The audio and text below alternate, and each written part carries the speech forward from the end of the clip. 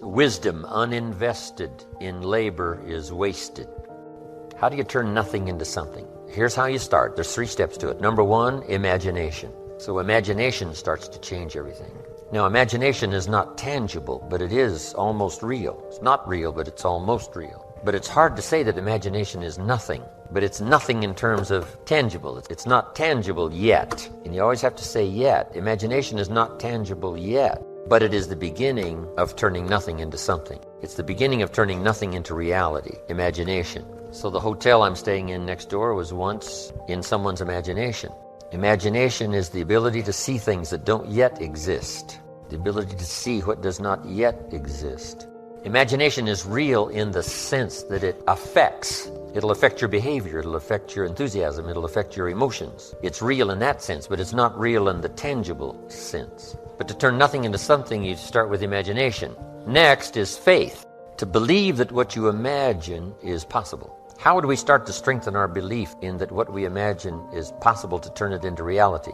And there's 2 or 3 ways. One is to believe your own testimony. If you've done it before, why couldn't you do it again? If you've done it once, couldn't you do it the second time? Why not believe in your own testimonial? If I did it before, I can do it again. I was rich by age 31 and broke by age 33. But now, my question was, could I do it again? And the answer was, yes, of course. I lost the money, but I didn't lose the skills. And that's what's important about personal development. You can lose the money, but not the skills, so who cares about the money? Unless it's getting late, right? And you're like 90, and it's a little difficult to go back to the streets. But hey, once you've got the skills, you own the skills. It's like sales. A skill is more valuable than a sale. Sometimes a salesperson says, I need a sale. I said, no, you need a skill. Sales are temporary. Skills are permanent. So we start with imagination, which is almost real. It's not real yet. It's not tangible yet, but it's almost real. Now we move to faith to believe that what we imagine is possible. So we study our own testimonial. If we've done it before, we can do it again. Here's what else we study. Other testimonials of somebody who did it. Somebody that built a hotel said, yes, I started with some plans and finally believed it was possible, and here it is. Say, well, if it's possible for one, it's possible for another. In fact, sometimes when we hear the testimonial, here's how they finished. If I can do it, you can do it. See, that's a classic testimonial that gives us now what we call faith. And one of the ancient wise writers said, faith is generated by what we hear. Faith is generated by what we hear. The vocabulary of what we hear, the vocabulary of what we read, that generates faith to believe that it's possible. Now, faith is not reality. You can't say faith is nothing because it affects. It's like radiation. To us, it's nothing because it can't be seen. But radiation is so powerful it can kill you. Right? You can't see it, but it has an incredible effect. And that's true of faith. Faith can't be seen, right? With the natural eye, it can't be seen, but it has an incredible effect on your attitude, on your behavior, on your disciplines, on your work for the day, and all the rest. So faith is tangible in that sense that it affects the emotions, it affects the drive. But we still don't have a hotel. Even though the imagination is very powerful, and even though faith is very real, we still don't have a hotel. Because faith is not a hotel. Now, it's almost. It is so close. Here's what one writer described faith. Faith is a substance of hope. Now, it's not a substance like a brick being a piece of the hotel, but it's almost. It's so close, it's substance. And the writer also said it's so close, it's evidence. Now, not evidence you can see, but tangible evidence that's just as real as all of our human experiences that can't be touched, can't be seen. It's called the unseen magic. Language is the unseen magic. It can't be seen. The words can't be seen as they're transmitted from the speaker to the one who listens, but it can have a profound effect. That means it's more than nothing. Language is more than nothing, but to create something out of nothing, we start with imagination, then we move to faith, which believes it's possible, which is almost real.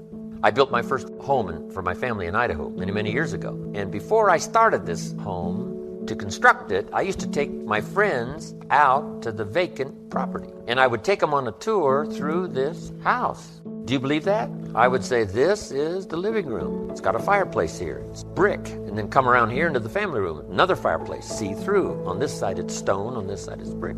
I would walk them through the 3-car garage.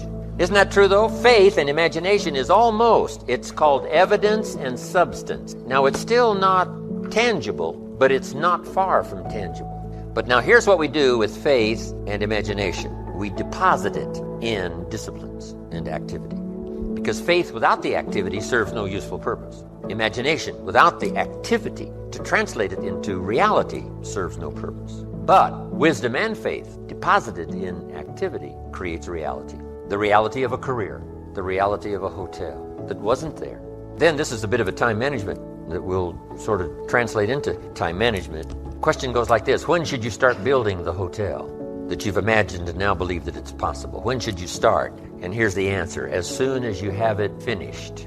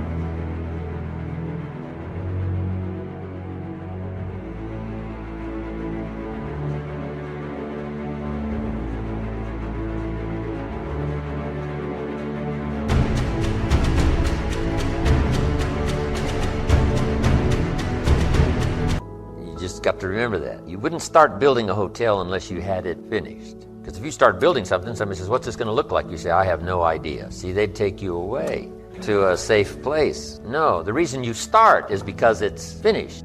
So here's what we teach in time management. Don't start the day until you have it finished. You've got it laid out. Plenty of room for improvising, plenty of room for spontaneity, but you finish the day and then you start the day. You finish the week, then you start the week. But you shouldn't start building the hotel until you have it finished. Is it possible to finish it before you start? And the answer is yes. It would be foolish to start unless you had it finished. Unique things to remember. Now, here's what now turns wisdom and faith into reality, and that's activity, muscle. The labor, the work. Some people go for affirmations, but see, I do believe in affirmations, but here's the key on affirmations, and that is to affirm the truth. Affirm the truth. If you're broke, best thing to affirm is, I am broke. You put that up on the refrigerator where you can see it every day. It'll drive you to sign up for a class to learn a skill so that this doesn't happen anymore. Now, if that doesn't do it, reaffirm and put this up there. I'm 40 and broke. That's a lot more alarming. And if that doesn't work, put this up there. I live in America and I'm 40 and I'm broke. Something is wrong. Not with the country now. You don't have to build a raft. You don't have to build a raft and go to another country. Something might be wrong with your philosophy, your policy, your plan, and your strategy. So, affirm, yes, but always affirm the truth. Here's what the old prophet said. The truth will set you free. Truth, to correct old errors in judgment. That's the freedom of the truth. Because if you don't speak the truth, then you're likely not to correct the errors in judgment. If something's wrong, but you say, hey, it's fine, it's fine, it's fine.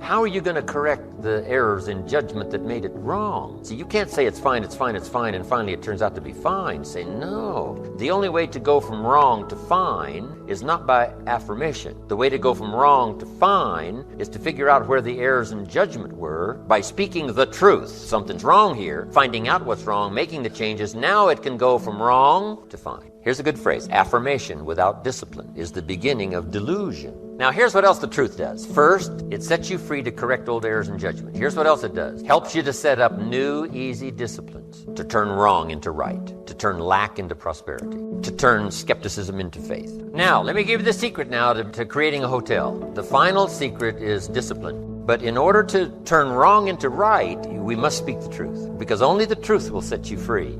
Free to correct an error in judgment. Because here's the formula for failure and here's the formula for success. The formula for failure, number one, a few errors in judgment repeated every day. We call that the formula for failure. A few errors in judgment repeated every day. Now, why would you repeat an error in judgment the second day? Reason, failure doesn't occur at the end of the first day. If it did, it would be helpful, because then you wouldn't do that anymore. But errors in judgment are so subtle because they don't usually show their results until for a while. But a few errors in judgment repeated every day, and sure enough, you're way off course. Now, here's all you got to do to turn that around. A few simple disciplines practiced every day, starts to create success. Not at the end of the first day. The first day is the end of a new beginning, the first day. That you've started a new track, that you've started a new direction. So we must all speak the truth. So affirm the truth. Yes, affirm God is good. Yes, affirm life is full of possibility. Yes, affirm all the truthful possibility. But you don't need to try to trick yourself into saying something is okay when it isn't okay. Some people say every day in every way I'm getting better and better. And if that's not true, see, that we call that delusion. If it's not true. If it is true, then it's wonderful. It's fabulous. We should celebrate. But if it's not true, every day in every way I'm getting better and better. See, if that's not true, then it is an affirmation that's destructive. So just affirm the truth. The truth is I lack some skills to multiply my income by 10, which I wish to do in the future. I need to learn the skills. Affirm that you don't have the skills, so that it'll drive you to get the skills because you want to multiply your income by 10. Yes, it is true. All things are possible to the believer. It is true. Errors in judgment lead to devastation. We don't just need the truth. We need the whole truth and nothing but the truth. Here's what we don't need. Delusion. You don't need delusion in order to try to make something out of nothing. All you need is this simple little formula to imagine, because imagination is so powerful. It's the beginning of creating all things that we see. Then faith to believe it's possible. It says what? With faith, everything's possible. Without faith, nothing is possible. So that's a good study to make, creating faith to believe it's possible. But now we deposit faith and imagination into muscle, into discipline. Michelangelo was a genius, but it wasn't his genius that created this famous sculpture. But his genius was so strong and he believed in it so thoroughly that he picked up the chisel and the hammer. And it was the muscle and the chisel and the hammer that created the sculpture. And without the discipline, there would be no sculpture.